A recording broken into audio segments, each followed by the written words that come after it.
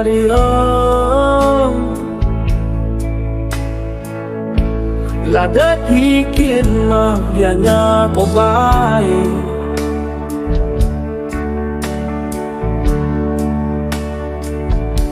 là Maria don hamne hakka jinsu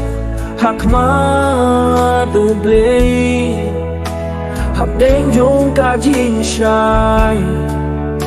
na in na pede ya pi la da pis ne shiton da don bay bơm ca pet pi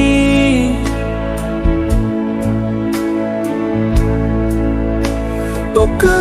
ya ka jin ke jogi shaka jin tur men khâu play na ma kane la ka jin ke jogi ma shisha la cơn mau ya pi la ka men simba cả chính ấy trong ngỡ biết đây ta mà khi đã bị kiski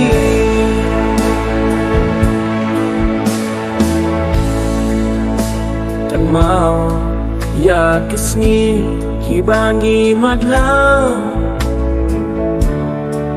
hata jishnai trong cả chính ấy ki trên tiền mong ba cả trên ghế chỗ đi căn non ba rô shi chính em ha ba ki kren cầm lên xiêm đèn hoa na yo seo ya pi